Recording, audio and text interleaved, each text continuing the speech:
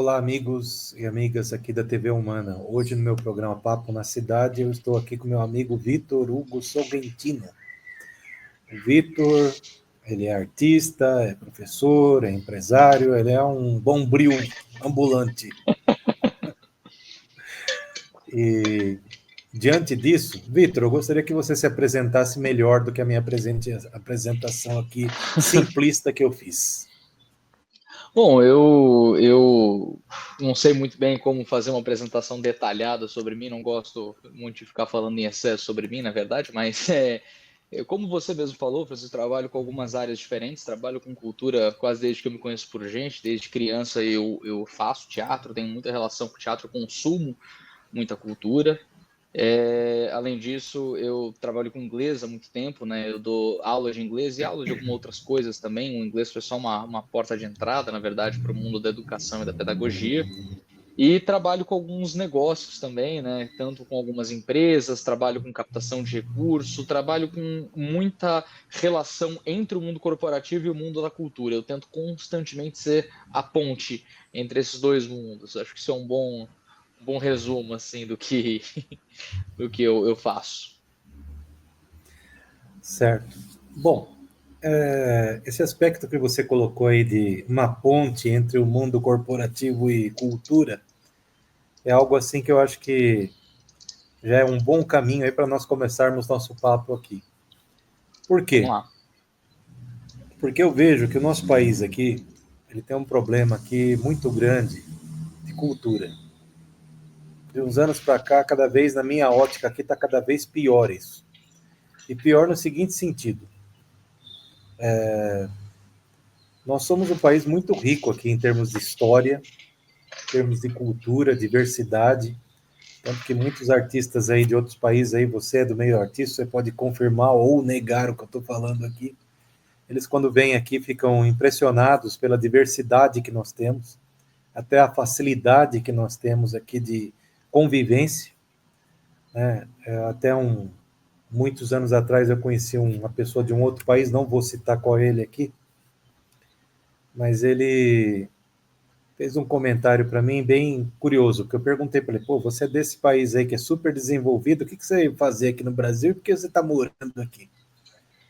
Daí ele pegou e deu uma resposta assim, olha, vocês não têm noção do país que vocês têm. Eu achei curioso aquilo lá. Eu perguntei por quê. Daí ele falou, porque vocês têm um país aqui continental, vocês têm um país aqui com um clima muito bom, vocês têm aqui um país que não tem guerras entre vocês, não tem essa história aí de gangue. Vocês são um país aqui que vocês têm uma diversidade de comida aqui que eu acho que é única no planeta, com tudo que você imaginar você tem aqui para comer. Você pode, 3 horas da manhã, falar, vou comer agora um abacaxi, daí não tem na tua casa, você vai achar um lugar para vender. É óbvio que eu estou falando isso dos grandes centros urbanos, tá? Não estou falando do interiorzão do Brasil, porque nós sabemos aí que cada área no Brasil tem suas características, mas eu estou falando como um todo aqui, o Brasil tem essas características. E no âmbito artístico não é diferente, com relação à música que nós temos aí, que é muito diversificada, então nós temos aí para todos os gostos, nós temos aí desde pessoas extremamente eruditas e brilhantes aí tocando em orquestras, pianistas, maestros. Aí nós temos aí o pessoal da nossa raiz aqui, cultural do Brasil, aí, que é samba e sertanejo, aí também pessoas brilhantes. Nós temos aí músicas mais comerciais, vamos dizer assim, música chiclete. Nós temos um pouco de tudo.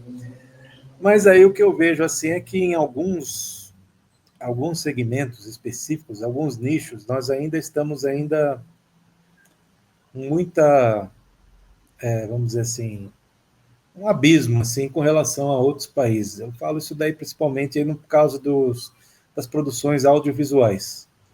Eu acho que em termos de filmes aí nós temos alguns exemplos de filmes excelentes, mas nós temos ainda muita coisa a ser desenvolvida nesse caminho. Então eu entendo que nós devíamos sim se espelhar em países aí onde a proximidade com o privado e a cultura é maior, né? Aqui no Brasil, aqui em governos anteriores aí fizeram uma lei aí que para alguns é a salvação, para outros aí é uma maldição, para outros aí é motivo de briga. Eu estou falando especificamente da Lei Rouanet, que você entende muito bem. Então, de conversas que nós já tivemos aí particulares, eu sei que Lei Rouanet não é nenhum bicho-papão, mas infelizmente aí nós tivemos aí situações aí políticas no passado, e nós não falamos de política aqui, nós estamos simplesmente traçando um histórico, que transformaram essa lei aí, que ela foi feita de uma forma justamente para aproximar mais a parte empresarial da parte cultural, num bicho de sete cabeças e num monstro que na verdade ela não é. Então eu gostaria de começar nosso papo justamente isso, você explicando e esclarecendo o que é a Lei Rouanet, para que ela serve, que tipos de benefícios ela traz, não só para o universo aí dos artistas que nós temos muito variados, mas principalmente para a sociedade. O que ela traz de benefício para a sociedade? É óbvio que nós sabemos que alguns aí usaram aí de forma equivocada para unicamente benefício próprio, mas isso daí são casos aí pontuais aí, casos aí que o próprio Ministério Público, etc., cai em cima, depois pega e exige aí que se preste conta. Então é isso que eu gostaria que você esclarecesse aqui para nós. O que é a Lei Rouanet, como ela funciona, falar inclusive do seu trabalho, até para se de repente tiver alguém aqui assistindo esse programa, ver que faz sentido para algum projeto que ele tenha, ele poder contar com você. Então é isso que eu gostaria, tá? Perfeito, perfeito, Francisco. Muito obrigado pela oportunidade e pela introdução sobre.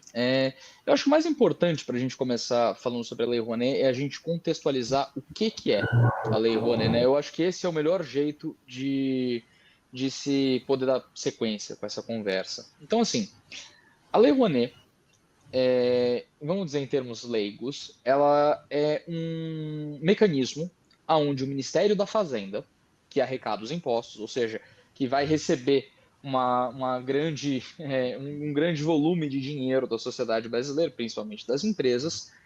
O Ministério da Fazenda vai abrir mão de parte do seu imposto, essa parte é muito pequena, tá? Na verdade, não é uma parte significativa do imposto, mas ele abre mão desse imposto de renda coletado em prol do Ministério da Cultura.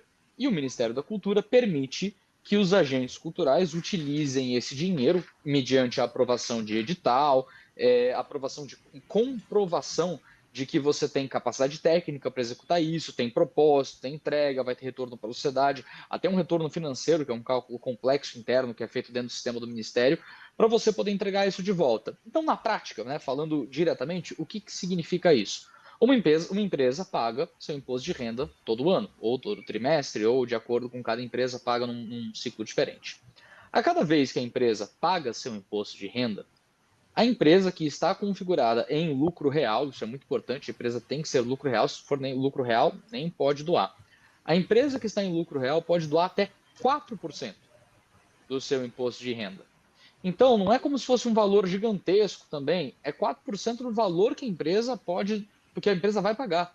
Isso ela pode doar para algum projeto cultural. Só que para esse projeto cultural poder captar esse dinheiro, ele precisa antes ter passado por todo um sistema de escrever um projeto, inscrever um projeto na plataforma, e vai ser avaliado por alguns avaliadores do Ministério da Cultura.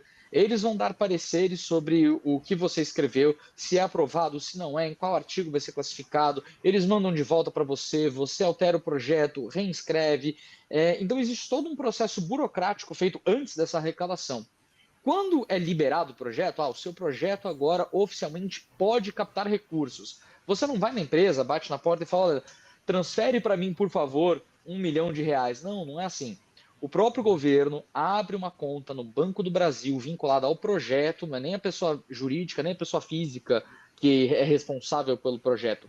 É uma conta específica deste projeto e nesse projeto, a empresa, e nessa conta, quer dizer, do Banco do Brasil, a empresa vai fazer a transferência desse valor equivalente a 4%. E para a empresa, qual trabalho a empresa vai ter? A empresa não vai ter trabalho quase nenhum. Propositalmente, para você ter uma aderência maior, a empresa só tem que fazer uma transferência bancária. E aí ela vai receber um certificado de mecenato, que é o que garante que ela fez esse depósito, anexa no imposto de renda e acabou. Então, basicamente, isso é a Lei Rouanet.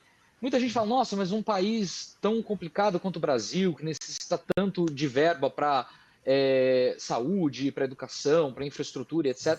A Lei Rouanet é responsável por uma porcentagem tão pequena, mas tão pequena do nosso PIB, é uma coisa assim, quase não considerável, porque não é 1%, não é 0,1%, é 0,02% do nosso PIB. Então é um valor muito pequeno que é voltado para a cultura e é o principal mecanismo de cultura que a gente tem hoje em dia dentro do país. Então não é nada absurdo ou assustador. Ah, mas e artistas que fazem a Lei Rouanet para só colocar dinheiro no bolso? Geralmente é para ter um retorno grande da Lei Rouanet e é o que a maioria dos projetos procuram. A maioria dos projetos são artistas independentes que estão construindo uma identidade cultural para esse país, pelo Brasil inteiro, e estão tentando conseguir se estabelecer com as empresas. Só que muitas vezes a mentalidade das empresas é: eu vou escolher artistas grandes, famosos, conhecidos, porque isso vai ter mais visibilidade para a minha empresa. O que não está errado também, você precisa ter visibilidade para sua empresa, precisa fazer sentido para você, mas não tem custo nenhum, não é um custo que a empresa vai colocar, é algo, uma doação da empresa em prol da cultura do nosso país. Acho que assim, pincelando todo, é mais ou menos isso, Francisco. Agora, para onde que a gente vai aqui nos detalhes? Então, aí vamos lá. Eu queria que você deixasse bem claro que a Lei Rouanet não é só para esses artistas, vamos dizer Não, assim, do topo da escala aí, vamos dizer, da pirâmide aí dos artistas. É para aquela exato. pessoa aí que está começando aí também, mas o fato é, ele tem que apresentar um projeto coerente. Então, Isso, acho importante exatamente. você explicar como é esse trâmite, não precisa falar todos os detalhes, mas falar assim de uma Claro, forma claro. abrangente, como que é esse trâmite e que tipo de artista, cantor, flautista, pianista, quem pode solicitar esse tipo de coisa? Porque, como eu falei, com essa confusão política que nós temos no Brasil aqui, infelizmente, criou-se um estigma que é assim, o cara pega lá para uma peça de teatro para fazer uma bobagem. Tá? Não estou falando aqui que é bobagem ou não, estou dizendo o que é Sim. dito, né? Porque o cara lá foi fazer um show lá e não deu o show. Então, eu queria que você falasse, inclusive, a punição que essas pessoas que de repente fazem isso de má fé Sim. com, com a população, o que eles recebem aí, principalmente do governo, dos órgãos que cuidam aí da lei do Brasil, etc. Aí, até para tranquilizar as pessoas, dizer que esse negócio aqui é um negócio sério, porque eu, eu acho fielmente que artistas precisam ter algum tipo de apoio. Estou falando não aqueles Uhum. lá que estão já no topo da pirâmide, que esses daí já consolidaram as carreiras deles, já tem aí as fontes de renda deles, tudo mais. Mas são tantos talentos que nós vemos aí no mundo aí que estão batalhando aí no dia a dia. Pô, outro dia eu estava num metrô aí, tudo bem que eu não gosto muito desse negócio aí dessas pessoas entrar no metrô e começar a vender bala, fazer show, etc. Mas eu vi um negócio lá curioso. Eu vi três pessoas entrar no metrô, um com violoncelo, que é uma coisa que não é nem um pouco pequena, né? O outro lá com violino e mais um com um instrumento que agora não me recordo o que é.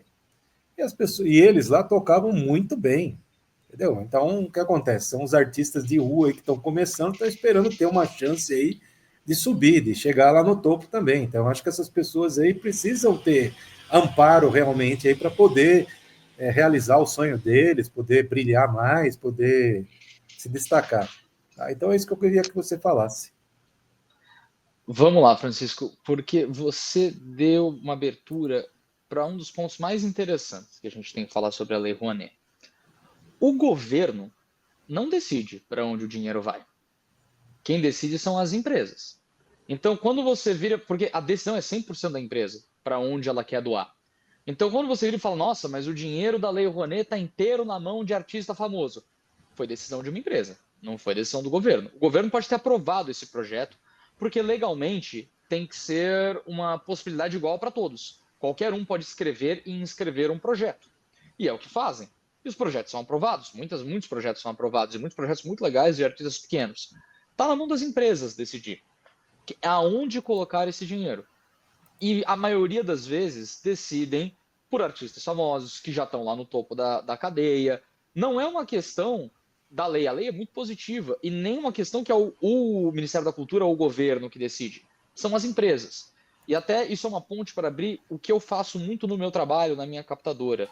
Porque eu desenvolvo os projetos culturais, tanto os meus quanto os que eu represento, com diversos benefícios para a empresa, sem que precise de alguma figura famosa.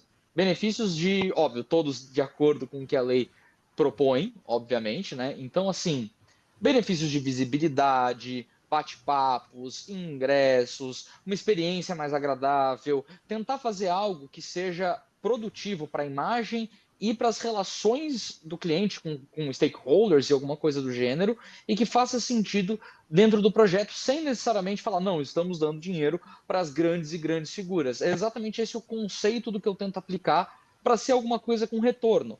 Porque as artes lá fora, em muitos países lá fora, Estados Unidos, Inglaterra, França, Alemanha, até em Buenos Aires, aqui do lado, são países onde você consegue tranquilamente ser artista, ganhar bem sendo artista, não de fortunas, mas vão ganhar bem, ter uma vida digna.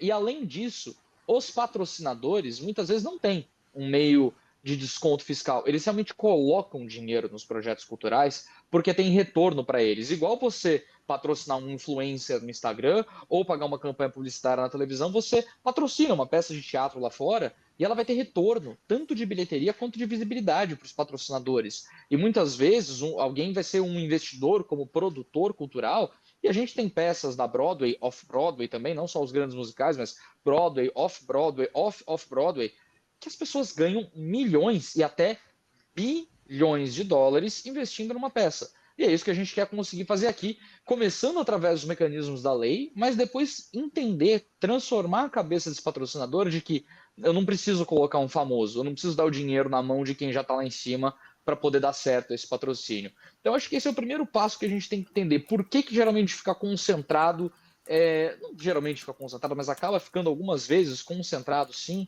em pessoas muito famosas ou projetos muito grandes? Por conta disso.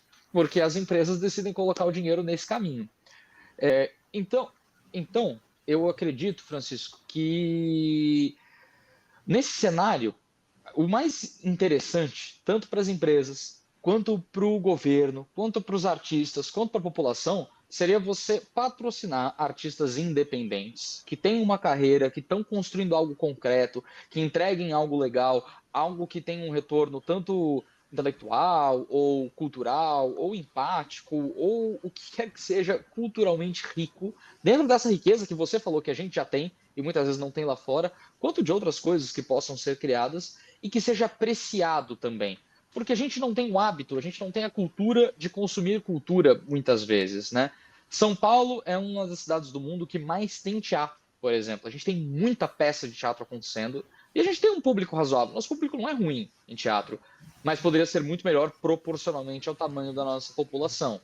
Museus, livros, o nível de leitura do brasileiro é muito pequeno, infelizmente. Consumo musical também, festas, né? Festas, não festas para um lugar privado, porque isso foi coisas que aconteceram também, até um ponto que você levantou, né, Francisco, de o que acontece com pessoas. Há um tempo atrás descobriu-se empresas que davam festas ou faziam eventos sociais para os seus funcionários e colocavam na Lei Rouanet. Foi onde aconteceu o grande escândalo da Lei Rouanet, foi em cima desse tipo de situação.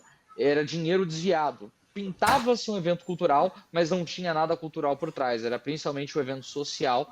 E isso aconteceu por diversas vezes com algumas empresas. E aí isso que deu uma cara tão ruim para a Rouanet. Foi onde começou a questão, e com razão. Só que as pessoas foram punidas e foram punidas drasticamente. Primeiro que assim, todo o dinheiro, a cada centavo que você recebeu da Lei Rouanet, você tem que devolver. Além de devolver, você vai pagar multa, correção monetária, e se você não paga tudo, você é preso. Você é preso e não tem o que fazer, é preso. E até tem histórias, pessoas que saem do país por conta disso, tentam escapar porque sabem que é séria a situação. Então, essa é a principal questão. E é sério mesmo, se você não presta suas contas direito, a probabilidade de ter alguma questão é muito grande. Que tipo de projeto que pode ser apresentado pela Lei Rouanet? Só teatro, filme, essas coisas? Ou outros tipos de projetos? Cita aí para nós, assim, até pensando realmente no artista que está começando a carreira dele, que está batalhando e tal, o que ele pode estar pleiteando? Tanta coisa, Francisco, tanta coisa. Então, que nem você falou, teatro é uma opção, audiovisual é uma opção, dança, escrita, tradução, música, e música pode ser álbum, pode ser show, pode ser festival de música, podem ser aulas educacionais, toda a parte educacional também entra como cultura, pode ser aula de alguma coisa cultural ou aula de alguma outra coisa também pode entrar, pode ser exposição, pode ser acervo de museu. Se você pensar assim, o que é a área de consumo cultural? Provavelmente você vai enquadrar em alguma das particularidades da lei. Gastronomia, festas típicas, tudo isso pode entrar. Tudo isso pode entrar dentro do projeto de lei Rouanet. Existem alguns limitadores, mas é possível. Então, você falou uma coisa aí que eu acho que é importante deixar mais claro aí, que é assim, nós aqui no Brasil, realmente aí eu vou dizer assim, que isso daí talvez de uns anos para cá piorou mais, a questão da leitura, a questão dos livros. Eu mesmo posso falar que eu me enquadro nesse grupo aí que hoje ele não lê tudo que devia ler. Mas isso, no meu caso particular, tem um motivo. No passado, aí, quando eu era mais jovem, eu tinha mais tempo. E daí, especificamente no meu caso, era uma época que nós não tínhamos telefone celular, nós não tínhamos aí Netflix, a gente não tinha toda essa facilidade que nós temos hoje, internet também não existia. Então, a única fonte de informação fiel que nós tínhamos eram livros. Então, em função disso daí, eu lia muito no passado. Uma das coisas que eu gostava de ler bastante é ficção científica. E, coincidentemente, eu não lembro o nome dessa pessoa, tá? Mas o maior escritor do mundo aí, no passado aí, lá pelos anos 70, 80, de pocket books, aqueles livros pequenininhos de bolso, era brasileiro. O cara produzia, às vezes, mais de 2 livros num dia. Era uma coisa de louco, Uau. cara. Nós estamos falando de uma época que não tinha internet, não tinha nada. Inclusive, esse cara aí, no passado aí, tinha um programa aí que passava na TV, eu vou citar o nome dele, mas assim, no sentido também que ele foi um dos pioneiros aí em termos da televisão, como conhecemos, que era o Goulart de Andrade. E uma vez o Goulart de Andrade foi conversar com ele. E daí ele tinha vários pseudônimos. Então, vou dar um exemplo qualquer, tá? O nome dele, por exemplo, era Francisco de Assis Garcia, o meu. Mas daí, não, nos livros dele lá, ele tinha Frank Walson, tinha lá Smith Welson, sei lá, nomes assim. E ele escrevia livros de faroeste, enfim, era uma quantidade enorme de livros. Bom, se ele escrevia tudo isso daí naquele passado, é porque tinha gente que lia. Então é isso que eu quero dizer, né? Só que com essa quantidade de informações que nós somos bombardeados todo dia hoje, realmente a leitura, se sentar num sofá, ler um livro, hoje isso é para poucos. Poucos que têm esse hábito, né? A grande maioria não tem e não quer ter esse tempo aí que é gasto ou aproveitado, que são duas óticas, né? Com relação a livros. Mas nós temos aí muitas pessoas que gostariam de escrever um livro. Então, a Lei Rouanet se aplica a isso também, essas pessoas que Sim. querem colocar um livro em prática, não sabem como, porque livros nós temos dois caminhos. Quando você também é o topo da pirâmide aqui de escritor, daí as editoras estão correndo atrás de você. Quando você está Sim. aqui embaixo, ninguém liga para você, não quer nem saber de você. Então, para você publicar um livro, você tem que enfiar a mão no bolso e publicar. Eu conheço pessoas aí que publicaram livros aí por desejo próprio, aí fizeram uma economia lá, pagaram uma tiragem e publicaram. Daí tem o problema da distribuição, que é outra coisa que existe. Tudo isso daí está relacionado a uma coisa que hoje virou, popularizou no mundo, chamada marketing. Então, se você não divulgar o seu produto, como é que alguém vai comprar? Então, para Sim. isso, você precisa de dinheiro. Então, hoje tem um jeito fácil de divulgar. As redes sociais, só colocar lá. Não é só colocar lá. Para que qualquer coisa que você coloque na rede social tenha efeito, você precisa ter um investimento.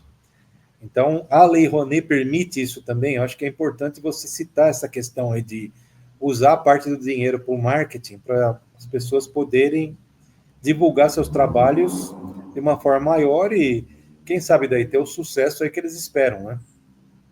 Permite em porcentagem. Você pode colocar até 20% do seu orçamento total em marketing e divulgação.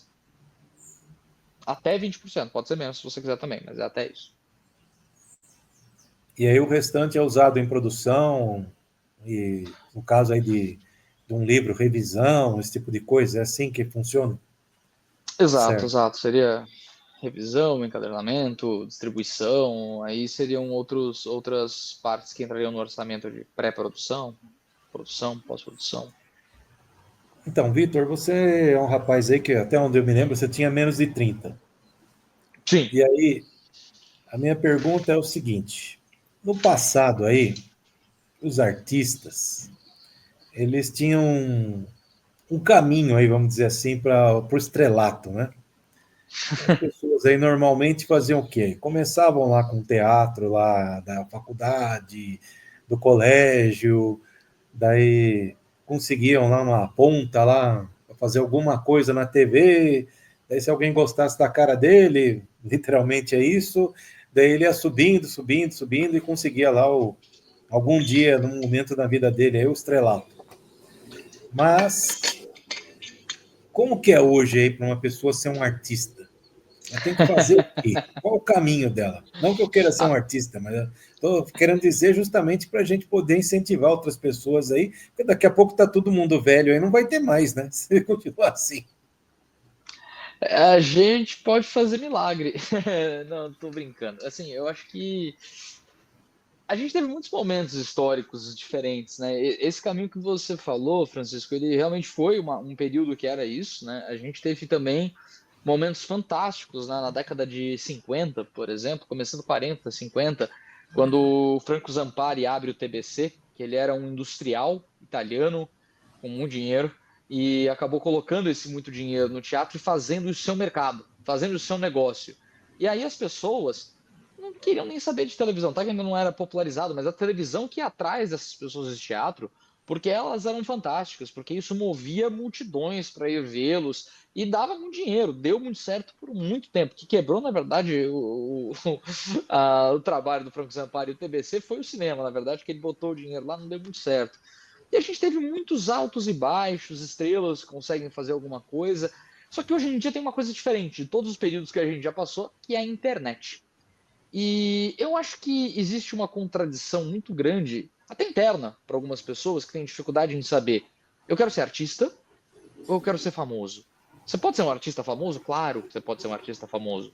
Mas você também Concordo pode com ser só você. artista e você pode ser só famoso. Se você está atrás da atenção, visibilidade, do dinheiro, e é isso que você só. É exatamente disso que você está atrás. Esse é o seu propósito. Eu não estou julgando, tá? Não estou falando que isso está errado. A pessoa pode muito bem ter isso. Fala, não, eu quero ganhar dinheiro, eu quero ter visibilidade, eu quero ter uma vida confortável, e eu vou atrás do que for para fazer isso. A gente tem as redes sociais estourando para isso, sabe? Você pode viralizar em um segundo por alguma coisa que você fez, e nem é culpa sua, na verdade. Que nem a gente viu situações, não vou também entrar em detalhes, mas situações absurdas que nem notícia eram para ser e foram parar no Fantástico. Todo mundo falando de milhões de visualizações e compartilhações por nada, não aconteceu nada, mas a pessoa ficou famosa do dia para noite por algum motivo. Então, não é muito um mérito cultural, artístico hoje em dia você ser famoso necessariamente. Ou você pode ser um artista famoso. Né? De fato, você é artista, você tem alguma coisa a contribuir, você tem alguma coisa a falar, alguma coisa a criar, alguma coisa a entregar, alguma coisa que interesse os outros a assistir, seja entretenimento, porque entretenimento é sim uma forma de arte, cultura, ou então seja o que eles chamam de alta cultura, o que quer que seja. Se você é um artista que tem alguma coisa a oferecer, o que eu acho que é o melhor caminho, pessoalmente, eu realmente acho que esse é o melhor caminho para qualquer artista, é o estudo. Porque o estudo ninguém tira de você. Se você, para você ter sucesso como artista, você precisa casar duas coisas: ter qualidade e oportunidade. Sem oportunidade, nada vai acontecer. Isso é verdade. Agora, se você estuda, se dedica, treina o seu instrumento, que pode ser para um músico o seu violino, para o ator o seu corpo e sua voz, para um poeta escrever, para um autor também exercitar a escrita. Se você trabalha o seu ofício, principalmente, você estuda, lê o que você pode, se envolve, se entrega, você provavelmente vai crescer como artista e vai ser um artista cada vez melhor e melhor e melhor e melhor. Mas isso não quer dizer que você vai ter sucesso. Infelizmente não quer dizer, porque aí entra a segunda questão, que é a oportunidade. A oportunidade precisa aparecer, ou você precisa ir atrás dela, e depende do que você acredita, mas sem a sorte, sem a oportunidade, sem a possibilidade, não é garantia. Só que todo o processo que você colocou de treino, estudo, dedicação, vai fazer você ser uma pessoa cada vez melhor, cada vez mais preparada, cada vez mais profunda, cada vez com mais conhecimento, e isso ninguém tira de você. Não importa o que aconteça, isso é seu e vai continuar com você para sempre. E às vezes a oportunidade vai aparecer eventualmente, e aí se ela aparecer, abraça com todas as forças, com unhas e dentes, e entrega o que você treinou e se preparou. Porque se a oportunidade vem e você não está preparado, não tem o que fazer. Isso me marca muitos e muitos anos. Às vezes um livro que eu li, a gente falando em livro, gosto muito de ler, leio bastante, e um livro que eu li quando eu era criança ou adolescente, uma coisa assim, que falava: sorte é uma mistura de dois elementos, a ocasião com o preparo. Sem isso você não tem sorte. Sorte só existe quando esses dois, esse feliz casamento acontece. Aí sim você tem sorte. E eu acho que é um pouco esse o caminho. Esse é o caminho do que eu acho pessoal. Agora, social, o que a gente pode falar? Opa, tem outras possibilidades. Porque socialmente a gente não tem hoje em dia uma sociedade que prepara um artista para viver de arte, financeiramente falando, para entrar em um mercado, para você e uma startup, uma aceleradora, uma incubadora de projetos artísticos, a gente não tem muito isso. A pessoa se forma num curso de teatro, eu falo teatro sempre que é minha especialidade, por assim dizer, mas a pessoa se forma no curso de teatro, a pessoa não tem muitas possibilidades para onde ir. Ou ela faz contato e alguém convida, ou ela produz alguma coisa do zero e a chance de as pessoas irem assistir é muito pequena. Ou então a pessoa faz o quê? Vou fazer um segundo emprego, vendo o que acontece, vou fazendo teste, vou tentando.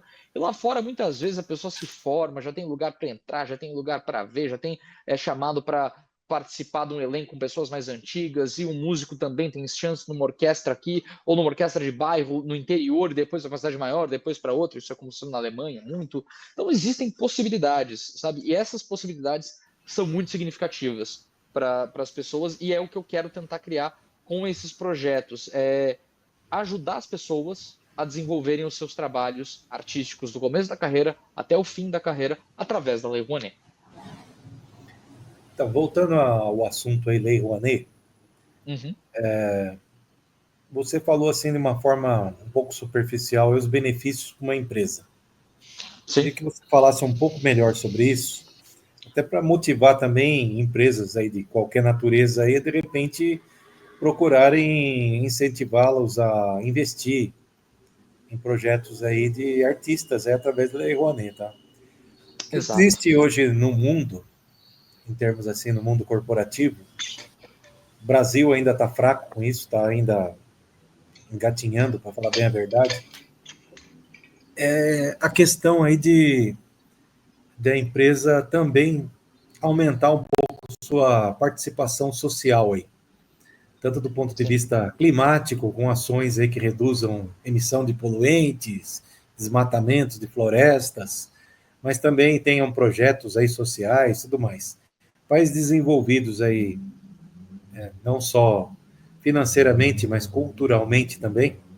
As pessoas acham que a Europa lá tem país lá que todo mundo vive bem lá porque são ricos. Não é questão só de ser rico, a questão é a cultura. Então eu cito um Sim. exemplo. O exemplo é o seguinte: uma vez muito tempo atrás, fui prestar um serviço quando eu era consultor dentro de uma multinacional. Não vou citar o nome, mas a sede era na Europa. A consultoria que eu fiz foi aqui no Brasil, em São Paulo. Aí conversando lá com um gerente, nós estávamos falando algo assim na hora do almoço lá, justamente sobre essa questão aí cultural que existe, né, as diferenças aí dos povos aí e tudo mais. E ele me falou uma coisa lá bem interessante. Ele falou que quando ele foi a primeira vez na sede, não era como algumas empresas aqui no Brasil, que aqui também tem isso, esse absurdo. Também, graças a Deus, isso diminuiu bastante, mas num passado não muito remoto, existiam isso. Você ia numa grande empresa assim, tinha um restaurante para diretoria, restaurante para gerente, restaurante para quem faz as coisas funcionar. Resumindo, é isso. O vulgo peão, né? Ele falou que lá nessa empresa não era assim. Era um restaurante para todo mundo comia igual, bandejão, prato. E o curioso, você não se servia, alguém servia você. Você estava lá na fila, lá, você queria, por exemplo, arroz. Então você falava, quero arroz. A pessoa pegava e colocava arroz no seu prato. Ah, eu quero um pedaço de carne. Aí colocava um pedaço de carne no seu prato. Só que o curioso é que chegava lá no final da fila, eles colocavam um pãozinho no bandejão. Aí ele falou, pô, Francisco, então, daí tinha aquele pãozinho lá, eu não sou muito chegado em comer pão junto com a refeição aí do almoço, né? Aí chegou lá no final, lá, eu deixei o pãozinho assim, de lado. Aí ele falou, pô, e daí meu chefe ficou me olhando assim com uma cara assim, do tipo de dúvida e de reprovação, olhava para mim e olhava para o pãozinho. Ele pegou num determinado momento lá, falou lá no idioma deles, lá como disse, não vou falar com a empresa, não vou falar qual é o idioma para não falar com a empresa, mas é uma multinacional planetária. Aí o chefe dele falou, você não vai comer o pãozinho? Ele falou, é que eu não gosto de pãozinho junto com refeição e tal. Falou, não é uma questão de gostar, você tem que comer o pãozinho. Aí o chefe dele também tinha deixado o pãozinho lá de propósito, que ele estava querendo, na verdade, trollar ele e educá-lo. Não era no sentido assim de brigar com ele, alguma coisa assim, era no sentido realmente de mostrar para ele para que servia. Então ele pegou e falou: vou te mostrar para que é o pãozinho. Daí tinha sobrado no prato um caldinho, aquele caldinho que fica assim, resto de macarrão, aquela coisa assim. Aí o cara pegou o pãozinho, começou a passar assim e comer. Deixou o prato totalmente limpo. Ele falou: é para isso que é o pãozinho. É para a gente não deixar restos. Daí ele não entendeu, né? E daí também tem a ver com aquela conversa lá que eu tive com aquele outro estrangeiro lá sobre os nossos excessos, comida principalmente e tal. Aí ele pegou e falou: pois é, isso aqui é cultural, nós não gostamos de desperdiçar nada da comida. Aí você pega assim e começa a olhar e fala: mas por que esse exagero? Não é exagero. É que foi um povo que passou fome, e muita fome. Daí também para o ignorante que nós temos hoje no Brasil, e ignorante eu falo, não é no sentido de xingá-lo, é no sentido puramente ao pé da letra da palavra. Ignorante porque não conhece nada, não lê nada e não se preocupa em saber qual é a história do mundo. Nós estamos falando da época da Segunda Guerra Mundial, quando a Europa foi destruída. Então faltava comida, faltava tudo. Então, naquela época lá, um pedacinho de pãozinho assim, que se tivesse, uma família se alimentava com aquilo. Então, eles aprenderam a não desperdiçar comida. Porque desperdiçar comida para eles é um absurdo, visto o que eles passaram lá no passado. Ao passo que aqui, nós temos aí desperdício de tudo, simplesmente. E isso está relacionado à falta de educação e à falta de cultura. Porque se nós tivéssemos aí também aí no movimento todo aí de artistas, aí agora realmente é uma crítica que eu faço, de valorizar mais a nossa história, não ficar nessa onda que está hoje aqui, que nós estamos numa onda aqui de destruição franca da nossa história aqui do Brasil. E numa onda franca de quererem mudar as coisas do jeito que foram. Ah, mas naquela época lá do passado, na época do Dom Pedro, teve escravidão, que era um absurdo, etc. Pois é, foi um absurdo, mas acontece que nós temos que contar como era. Não adianta a gente querer ficar mudando. Não adianta querer pegar e querer mostrar ficções aí que querem passar e etc. Nós temos que mostrar literalmente como é que era, aprender com os erros do passado e não repeti-los no presente e no futuro. E para isso só existe um jeito, é transmitir o conhecimento de uma forma clara para as pessoas e despertar o interesse nelas em ter esse conhecimento. Tem uma situação aí também que eu queria falar, correlata a isso, que aí envolve um dos nossos símbolos nacionais, que é o hino nacional. Quando eu era criança, toda feriado, assim, vamos dizer, 7 de setembro, programação da República tal, criançada toda tinha que ir lá na frente da bandeira, lá a diretora hasteava a bandeira e nós tínhamos que cantar o hino nacional. Hoje, duvido que alguma criança saiba cantar hino nacional. Então, isso, de novo, é um outro absurdo que nós estamos vivendo aqui, de cuspir no prato que nós comemos. Afinal de contas, nós temos um país aqui, então nós temos que entender o que é o país. Daí fica esse pessoal mais radical aí querendo associar hino nacional à direita, à extrema-direita, etc. Não tem nada de direita. A questão é o seguinte, é símbolo do país. Então, se é símbolo do país, nós temos que perpetuar isso. E o que eu falo, assim, para finalizar isso que eu estou querendo traçar a ideia aqui, que é a questão da história que está sendo deturpada e mal contada aqui no Brasil atualmente, nós temos aí, só se nós fôssemos falar da Segunda Guerra Mundial, dos heróis que nós tivemos da Segunda Guerra Mundial, das pessoas que fizeram coisas extraordinárias, nós teríamos aí, assim, produções e mais produções artísticas aí do ponto de vista de audiovisual, de livros, talvez até peças de teatro, não sou especialista disso, talvez até algumas, mas infelizmente está se perdendo cada dia que passa isso. Eu acho isso realmente triste.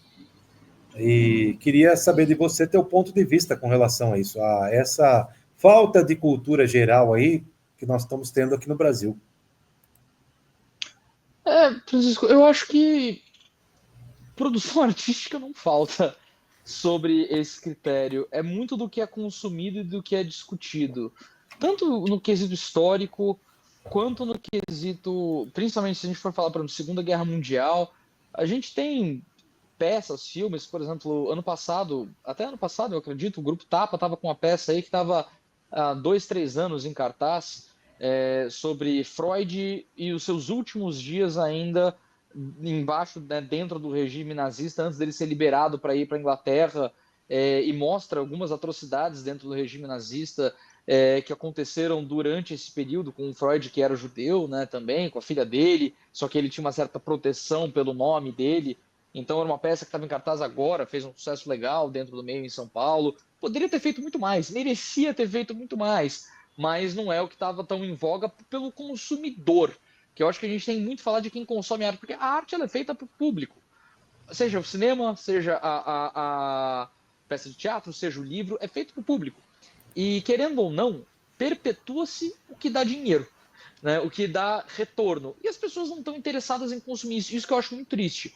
Então, porque, por exemplo, essa peça é possível, existem outras peças que falam sobre isso, a gente tem agora um filme de cada Oscar que tem temáticas relacionadas a isso, tivemos diversos filmes nos últimos anos que estão dentro desse território, a gente tem 2 no Oscar que falam sobre isso agora, então tem muita produção sendo feita, só que as pessoas não estão interessadas em consumir. Como é que a gente muda isso? Meios de comunicação, mídia, conversa, são processos que a gente tem, mas produção artística tem. Então, mas aí quando você fala que a produção artística tem, eu vou naquele ponto lá que nós falamos antes, a questão do marketing. Então, por Sim, exemplo, esse filme aí que está concorrendo ao Oscar aí, que nós estamos no começo do ano 2025, que é o uhum. Eu Ainda Estou Aqui, né? É isso, né? Sim, isso, ainda estou aqui. Eu não assisti ainda, não tive a oportunidade, mas pelo pouco que eu sei, ele está contando um período aqui, que foi um período negro na nossa história. Sim, sim. Aí hoje, você tem uma ideia do que eu estou falando assim, que nós temos aí, hoje, a sociedade como um todo perde por bobagens. Por exemplo, isso que eu acabei de falar foi um período negro da história. Tem gente que já vai querer levar, porque o cara é racista, falou isso. Não tenho nada a ver de racista, não sou nada racista. Eu nasci Sim. branco, mas para mim, branco, preto, amarelo, azul, é tudo a mesma coisa. Somos todos seres humanos. Período negro, nós estamos falando porque é uma coisa que, quando não tem luz, o que tem? Tem escuridão. Então é disso que nós estamos falando aqui, né? E, Sim. infelizmente, esse período aí também ele é ovacionado por pessoas completamente ignorantes. Nós temos aí uma faixa, vamos falar assim, da sociedade, de pessoas aí muitos mais velhas que tem uma ilusão aí de dizer que naquela época não tinha assalto, que naquela época era tudo bom, que era tudo maravilhoso, que isso, que aquilo, que os generais eram santos. Tal. Eu falo toda hora isso. Que planeta que essas pessoas vieram? Porque não é isso aí. Nunca foi. Tá? Exato. O que acontecia naquela época lá, que é fato. As pessoas estavam num regime extremamente ditatorial, as pessoas viviam com medo. Então, por viver com medo, existia uma sensação assim que, então não acontece nada. Porque se acontecer é o seguinte, os caras metiam bala, simples assim, não tinha essa de julgamento, de Sim. ver o que aconteceu, etc. E para o cara meter uma bala em alguém lá era muito simples, bastava ele não gostar da sua cara. Só que isso daí ninguém fala hoje. E esse filme, pelo que eu estou entendendo, ele é justamente mostrando esse tipo de situações radicais que existiam. Agora, o que eu estou querendo passar com esse discurso aqui? Que esse filme aí, ele pegou no cerne da coisa, ele mostrou um momento histórico. Uhum. Mas tem o outro lado, que tinha guerrilheiros, que tinha não sei. Então, pois é, então façam um filme mostrando o outro lado. Só que não, o pessoal não faz. Mas é porque daí os artistas todos são comunistas e só estão num lado, porque daí o cara. Não tem nada a ver. Nós temos aí pessoas de todos os tipos, de todas as formas de pensar. E o que eu queria chegar mais ainda é que nós temos aí, esse ano aqui, né, com essa questão do Oscar aí, a honra de estar lá no, vamos dizer assim, no supra-sumo aí da produção audiovisual do planeta, de Me igual para arrepio. igual. De igual para igual, né? E É, aí, muitas pessoas também, invejosas, etc., falam, mas o americano é isso, é aquilo, tal. É isso, é aquilo, mas estuda história também. Tem um motivo para eles serem isso ou aquilo. Eles não chegaram nisso ou aquilo de hoje do nada. Simplesmente, puf, chegaram, acabou. Teve uma história para isso. E outra, quando você pega um filme americano, que daí também, por isso que eu falo que é um motivo para a gente se orgulhar muito de essas pessoas que conseguiram aí desenvolver esse trabalho, esse filme, e está lá competindo de igual para igual. Você pega lá, às vezes, tem filmes aí que eu gosto muito de filmes, né? Você pega aí um filme aí, é 15, 20 minutos só para passar os créditos e tantas pessoas que estão envolvidas naquele filme. Eu duvido que o filme Ainda Estou Aqui tenha toda aquela quantidade de pessoas envolvidas. Foi feito com muito menos pessoas altamente criativas e que conseguiram ter esse resultado aí brilhante, né? Então é isso que falta um Francisco, pouco aqui também, né? a gente precisa muito de investimento. Isso que você falou, Francisco, eu tenho até um dado aqui interessante para você, que eu vi isso essa semana, abri aqui até para ter certeza dos números. A gente teve filmes que estavam na casa dos 190, 150 milhões de dólares. Aí a gente tem filmes que estão na casa de 65 milhões de dólares de custo. Aí uma leva de 20 milhões de dólares, 10. O mais barato dos indicados ao Oscar custa 6 milhões de dólares. E aí Ainda Estou Aqui, vem lá embaixo com 1,35 milhões de dólares. A gente tem Ainda Estou Aqui concorrendo com filmes que foram 100 vezes mais caro do que ele. 100 vezes mais caro. É muito dinheiro a menos, porque custa. Fazer cinema custa. Precisa de gente, precisa de equipamento, são muitos dias, dá muito trabalho, é muito cansativo. Fazer cinema é uma logística absurda e custa. Só que é um investimento que tem retorno lá fora, tem retorno aqui, retorno social, cultural, financeiro. Agora, se a gente investir só em um tipo de filme, aquele tipo de filme que é o mais investido normalmente e que geralmente é o que mais se tem nos nosso cinema brasileiro, que muita gente não vai ver, porque acaba sendo Eu um não vou ver pouco essas mais do comedinhas mesmo. aí. Eu não vou ver essas É, comedinhas. Então eu até sou crítico disso. Esses filmes de comedinha aí não vai. se a gente Não é a continua minha investindo praia. nisso, porque é o nome do famoso, porque não vamos chegar em lugar nenhum. A gente precisa de investimento aonde tem arte, aonde tem conteúdo, aonde tem o que colocar, aonde tem alguma coisa para se oferecer. E aí a gente vê um filme como esse, né, do Walter Salles de novo aí brilhando, da Fernanda, então nem se fala, gente. É uma coisa de emocionar mesmo. Eu tava conversando, gente, isso aqui ela ter ganho o Globo de Ouro, ela está sendo indicada ao Oscar. Eu acho que as pessoas não estão percebendo. Muita gente do meio percebe, mas, gente, é quase o Brasil trazendo uma Copa do Mundo para casa, sabe? Era um Além, Ayrton além, Senna de ganhando o ser, campeonato de Fórmula 1. além de ser isso, que eu concordo com você, acho que está faltando ainda também as pessoas abraçarem a causa com mais ênfase. Isso dá uma visibilidade tremenda também para o país, Gigantesca. para a classe artística. Ela virou Gigantesca. certamente a porta-voz aí dos artistas, para mostrar que aqui tem talentos aí extraordinários aí que precisam ser explorados. Diante disso aí, eu tenho uma pergunta. Você participou de um filme recentemente aí, né? Qual que era aí? Qual era o Eu lance? participei, Para par- nós. participei de três, eu até emocionei aqui se falando dela, porque realmente ah, é uma coisa que a gente precisa celebrar, é um momento maravilhoso pra gente aqui. Eu participei de três recentemente, Francisco. Um deles só saiu no cinema já, que chama Passagrana.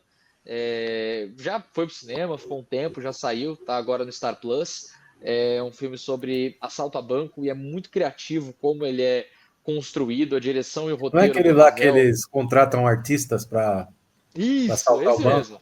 Eu vi a Esse sinopse. mesmo. Pareceu bem criativo. Eu tá na minha É lista aí para muito bom. assistir. Eu recomendo, Francisco, é muito bom e o filme é muito bem feito. Tem uma dinâmica muito interessante. O Ravel fez um trabalho fantástico escrevendo e dirigindo esse filme. Recomendo muito. E os outros dois filmes que eu participei ainda não lançaram, ainda não sei quando vai lançar, na verdade, não tenho muitas informações a respeito. Espero que em breve. E aí eu nem sei até onde pode entrar em detalhe, não pode, sobre o que vai acontecer do que ainda não lançou, mas tem mais dois vindo aí, caminhando. E tem mais uma coisa que eu queria que você falasse, que é o seguinte: se você faz essa assessoria para o projeto de Lei Rouanet aí, para qualquer tipo de artista, como que funciona isso?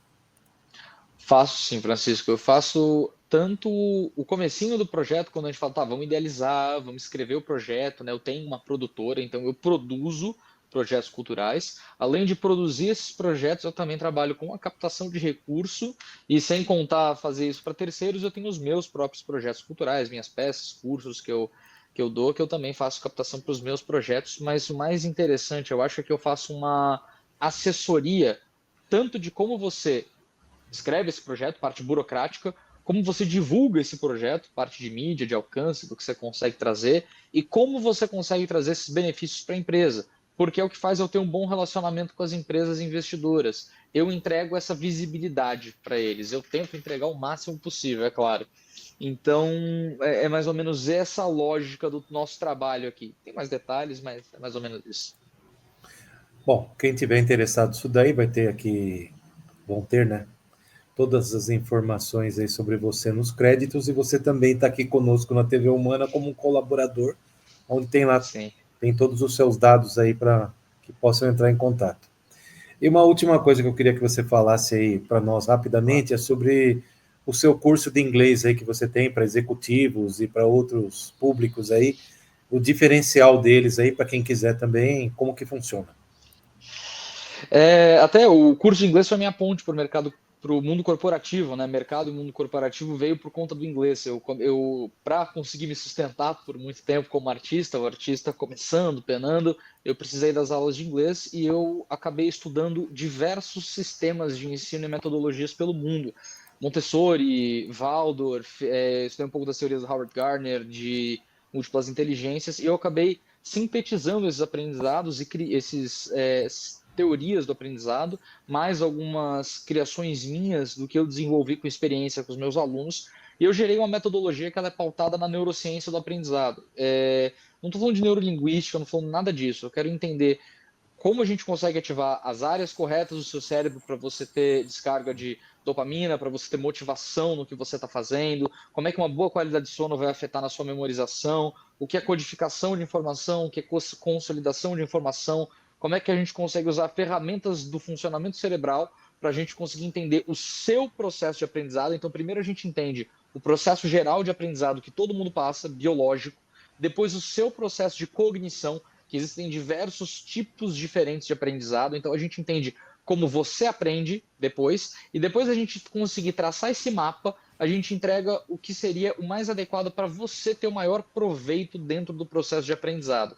Essa é a lógica do sistema que eu desenvolvi de ensino, da minha metodologia, e esse acaba sendo o diferencial que traz um resultado muito significativo para os alunos e uma constância, uma persistência deles também, porque eles veem que faz sentido. A gente não está tirando o coelho da cartola, não é método milagroso, é estudo. A gente fez estudo do que pode ser aplicado já adianto, ninguém vai ficar fluente em 3, 6 meses, tá, gente? Isso aí muitas vezes gera frustrações tremendas, até de neurociência, que são muito complicadas, pessoas desistem de aprender. Então, não é método milagroso, gente, é trabalho. A gente vai trabalhar, vai levar o tempo que tem que levar, geralmente leva-se tempo mesmo, mas a gente vai ser o mais eficiente possível para a gente trazer resultado sério e responsável. Essa é a lógica por trás da metodologia. Tá certo. Bom, Vitor,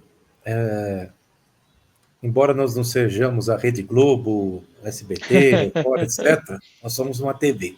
Então também temos tempo aqui para começar, para desenvolver o assunto e para finalizar. E nós estamos chegando aqui hoje ao final aqui dessa conversa aqui que nós tivemos aqui, que foi bastante interessante para mim. Para mim Então, também. eu queria encerrar aqui o nosso programa aqui, agradecendo novamente sua participação aqui e agradecendo também quem nos assiste aí. Espero aí quem nos assiste aqui num próximo programa aqui com outros assuntos aí. Muito obrigado a todos vocês. Obrigado, Vitor. Francisco, muitíssimo obrigado. Obrigado a todos, uma ótima noite. Foi um prazer. E até a próxima.